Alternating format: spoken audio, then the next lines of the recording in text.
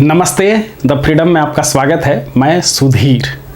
साथियों, आज की चर्चा एक महान अमर शहीद क्रांतिकारी पर, वो क्रांतिकारी जिसने इंग्लैंड में जाकर के अंग्रेज़ों की भरी सभा में एक अंग्रेज अफसर को गोली मार दी, उसके बाद फांसी चढ़ गए बहादुरी के साथ। उस क्रांतिकारी के इस कार्य के बदले में क्या मिला?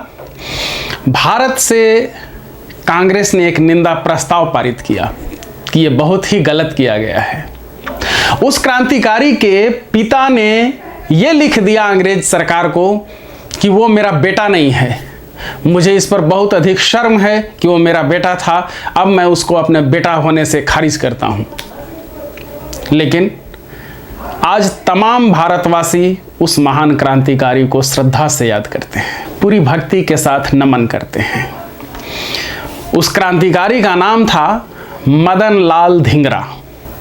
साथियों, हमारी गुहार पर आप में से जिन साथियों ने हमारी आर्थिक मदद की है, इस अभियान को जारी रखने में, शोध कार्यों को आगे बढ़ाने में, हम उन सभी के प्रति आभार प्रकट करना चाहते हैं। आप सभी को बहुत बहुत धन्यवाद। साथ ही आप तमाम लोगों से आग्रह है कि जो साथी आर्थिक रूप से सक्षम हैं, इस अभियान को आगे बढ़ाने के लिए आप आर्थिक रूप से हमें सहयोग करें। आपके स्क्रीन पर एक बैंक खाते का विवरण नज़र आ रहा होगा। इस बैंक खाते का विवरण डिस्क्रिप्शन में भी दिया हुआ है। इसके माध्यम से आप अगर कोई राशि भेजना चाहते हैं, कोई मदद भेजना चाहते हैं, तो हमारे यहाँ तक भेज सकते हैं। मदन लाल धिंगरा पंजाब के रहने वाले थे। पंजाब विश्वविद्यालय से उन्होंने बीए किया था और इसके बाद आगे की पढ़ाई लिखाई के लिए वो चले गए थे लंदन, इंग्लैंड। और फिर इंग्लैंड में ही उनकी पढ़ाई लिखाई चल रही थी। वहीं पर वो आने जाने लगे। भारतीयों की एक संस्था बनी हुई थी और एक जगह तय थी कि यहाँ पर लोग मिलें। उस जगह का नाम, उस भवन का नाम था इंडिया हाउस, भारतीय भवन भी जिसे हम लोग कहते हैं। तो इंडिया हाउस में वो आने जाने लगे। इंडिया हाउस में दरअसल वहाँ जितने भी युवक थे इंग्लैंड में, जो आज़ादी, स्वतंत्रता वगैरह के बारे में सोचते थे, वो इकट्ठा होते थे और वहाँ पर आपस में बातचीत करते थे, उसके लिए योजना बनाते थे। और इंडिया हाउस में जब आने जाने लगे तो खुफिया पुलिस इनके पीछे भी लग गई, मदन लाल धिंगरा के पीछे। और जो खुफिया पुलिस की रिपोर्ट है उसमें यह लिखा गया है कि यह मदन लाल धिंगरा प्रायः बगीचे में फूलों के आसपास लंबे समय तक बैठा रहता है, ध्यान से देखता रहता है। तो और यह इससे ये प्रतीत होता है कि या तो यह क्रांतिकारी है या फिर कवि है। बहरहाल जब वहाँ मदन लाल धिंगरा आने जाने लगे तो उनके दिल में भी राष्ट्रीय चेतना का विकास होने लगा और उन्होंने भी ये इच्छा जाहिर की कि देश के लिए वो भी कुछ करना चाहते हैं। इसी स्थिति में एक और चीज़ याद रखिए कि वहाँ पर छात्रों का एक और संगठन था। वो अंग्रेज अधिकारियों द्वारा बनाया गया संगठन था। वो जगह एक थी और जहाँ पर ये लोग बैठते थे। अंग्रेज़ों द्वारा जो भारतीय छात्रों का संगठन बनाया गया था, उसकी सभा होती थी, बैठक होती थी इंपीरियल इंस्टीट्यूट में, और उसमें छात्रों को ब्रिटिश सरकार के प्रति भक्ति सिखाई जाती थी। इस सभा को संचालित करने वाले व्यक्ति का नाम था सर कर्जन वायली। सर की उपाधि मिली हुई थी। भारत मंत्री उस समय एक पद हुआ करता था और भारत मंत्री की अनुपस्थिति में ये भारत मंत्री का काम भी किया करते थे। कर्जन वायली यूं कह लीजिए कि भारत मंत्री के एडहॉक थे। फिर से कहानी पर आते हैं। जब मदन लाल धिंगरा ने भी इच्छा जाहिर की कि अपने देश के लिए, भारत के लिए वो भी कुछ करना चाहते हैं। मदन लाल धिंगरा ने ये इच्छा जताई दामोदर विनायक सावरकर से। दामोदर विनायक सावरकर उस समय इंडिया हाउस में थे और वहां रह करके वो युवकों में देशभक्ति और क्रांति की भावना भरते थे। कहाँ? इंडिया हाउस में। इंग्लैंड की ये बात हो रही है।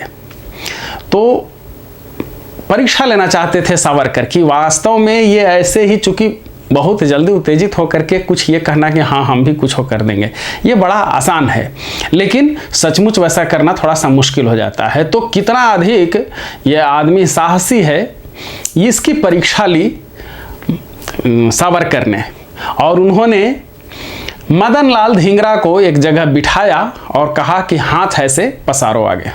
और हाथ ये पसारने के बाद उसमें उन्होंने एक सुआ जिससे बोड़े की सिलाई होती है, मोटा सा सुई कह लीजिए, बहुत मोटा, वो मोटरसाइकिल में जो स्पाक आप देखते हैं उससे भी मोटा होता है, वो सुआ उन्होंने हाथ में भोंक दिया मदन लाल धिंगरा के हाथ में।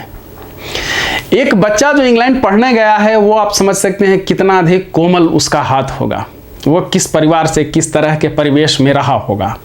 हालांकि ये दर्द सबके लिए दर्द ही है, लेकिन मैं सिर्फ ये बता रहा हूं कि वो कोमल हाथ पर वो सुआ पार कर गया, हाथ से खून निकलने लगा, लेकिन मदन लाल धिंगरा वैसे ही बैठे रहे, उनके मुंह से एक उफ तक नहीं निकली।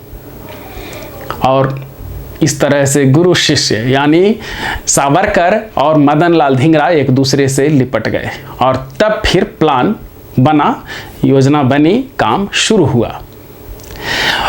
क्या योजना कैसे बनी? मदन लाल धिंगरा धीरे धीरे जो इंडिया हाउस में सभा होती थी उसमें जाना उन्होंने कम कर दिया और धीरे धीरे एक तरह से कहिए कि बंद कर दिया, और अब वो जाने लगे इंपीरियल इंस्टीट्यूट में, जहां छात्रों को अंग्रेजी सरकार के प्रति, ब्रिटिश सरकार के प्रति भक्ति की बात सिखाई जाती थी। और फिर मदन लाल धिंगरा वहां जाने लगे। उसकी प्रतिक्रिया क्या हुई कि दूसरी ओर जो सावरकर वगैरह के और साथी थे या जो उनके जूनियर थे, वहाँ पर सभा में जो भारतीय उपस्थित होते थे वो कहने लगे कि देखिए मदन लाल धिंगरा भी बदल गया, यहाँ आते आते अब अंग्रेज़ों का पिट्ठू बन गया, अंग्रेज़ों की सभा में जाने लगा। सावरकर जानते थे, मदन लाल धिंगरा भी जानते थे, दोनों इन बातों को सुनते थे तो हंसते थे, सबके सामने नहीं, लेकिन वो हंसते थे कि क्या आगे भी होने वाला है वो किसी को पता नहीं। और फिर वो एक दिन आया, 1 जुलाई 1909 का वो दिन था जब वो सभा चल रही थी। सर कर्जन वायली वहाँ मौजूद था।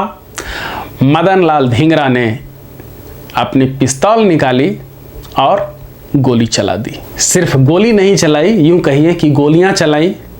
वहीं पर कर्जन वायली गिरकर मर गया। याद रखिए ये वो वक्त गुजर रहा था जब भारत में भी उस समय क्रांति की आवाज़ सुनाई पड़ने लगी थी। खुदीराम बोस ने उधर बम फेंक दिया था किंग्सफोर्ड की बघी पर, हालांकि दूसरे की बघी पर वो बम फेंका गया था, लेकिन वो फेंकने गए थे वहाँ तो बम विस्फोट हो चुका था। प्रफुल्ल चाकी शहीद हो चुके थे, खुदीराम बोस का ये कांड हो चुका था, उन्हें फांसी की सज़ा दी गई। या इसके अलावा अलीपुर कांड हो गया बंगाल में, जिसमें फिर जेल में ही जो कुछ भी हुआ उसमें पहले से वीडियो बनाया हुआ है। कन्हई लाल दत्त, सत्येंद्र बसु को फांसी की सजा हुई। ये सब कुछ भारत में हो रहा था। और उधर उसी समय इंग्लैंड में एक भरी सभा में एक अंग्रेज अफसर की हत्या कर दी जाती है और वहां मदन लाल धिंगरा गिरफ्तार कर लिए गए।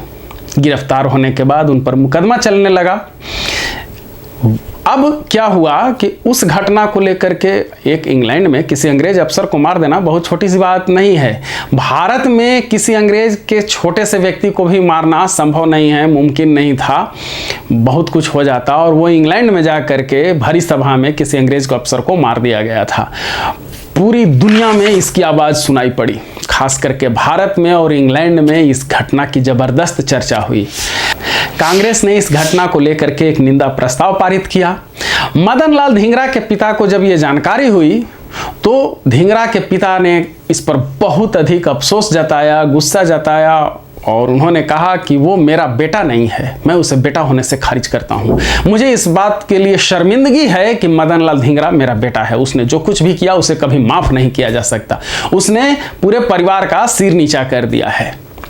ये कहा मदन लाल धिंगरा के पिता ने। इंग्लैंड में भी एक सभा की गई विपिन चंद्र पाल की अध्यक्षता में, और उस सभा में भी सारे प्रस्ताव, सारे भाषण हो रहे थे मदन लाल धिंगरा के खिलाफ। मदन लाल धिंगरा के खिलाफ सभी बोल रहे थे। वहाँ पर सावरकर भी मौजूद थे, 2-4 और लोग ऐसे मौजूद थे जो धिंगरा के पक्ष के थे, जो जानते थे कि धिंगरा का काम कितना अधिक महत्वपूर्ण है, कितना बड़ा काम है, देशभक्ति से कितना अधिक भरा हुआ है। लेकिन वो अभी खामोश थे, उन्हें मौका नहीं मिल रहा था और सिर्फ वही लोग बोले जा रहे थे जो अंग्रेज़ों के पिट्ठू थे, जो अंग्रेज़ों को खुश करने में लगे रहते थे, जो चाहते तो थे कुछ अंग्रेज़ों से सुविधा और बदले में उनकी चापलूसी करते थे। जब काफ़ी अधिक लोग बोल चुके तो विपिन चंद्र पाल ने ये अब घोषणा करना चाहा कि भाई तो ये मान लिया जाए ना कि अब सर्वसम्मति से सब लोग यही चाहते हैं कि इसकी निंदा की जाए और ये सर्वसम्मति से निंदा प्रस्ताव पारित किया जाए। तब वहाँ पर सावरकर उठकर खड़े हुए और वो बोलने लगे और उन्होंने एक दांव चला। उन्होंने कहा कि जब तक इस मामले में मदन लाल धिंगरा को सजा नहीं हो जाती तब तक हम लोगों को निंदा करने से बचना चाहिए। अभी मामला अदालत में है, अदालत के फैसले पर इसका असर पड़ सकता है, तो इसलिए अभी हम लोग निंदा प्रस्ताव पारित नहीं करें। ऐसा करें कि इसमें ठीक है अपना अपना सब लोग बोले, लेकिन प्रस्ताव को पारित करने से अभी रोक दें जब तक कि मामला न्यायालय में चल रहा है और धिंगरा को अभी तक दोषी नहीं ठहराया गया है। सावरकर अभी ये बोल ही रहे थे कि उस सभा में कुछ अंग्रेज भी थे, उसमें से एक उठा और उसने एक घूंसा मारा सावरकर को और कहा कि ये देखो अंग्रेजों का घूंसा कैसा लगता है और इसका स्वाद चखो। अभी वो कह ही रहा था कि वहीं एक और भारतीय भी बैठा हुआ था, उसने लाठी उठाई और लाठी से उस अंग्रेज के सिर पर मार दिया और कहा कि ये देखो ये हिंदुस्तानी की लाठी का स्वाद चखो कि ये कैसा लगता है। और इस तरह से फिर सभा में भगदड़ सी मच गई है, वो प्रस्ताव पारित नहीं हो सका। अदालत में जब मुकदमा चला तो वहां पर जो मदन लाल धिंगरा ने बयान दिया वो जानना जरूरी है।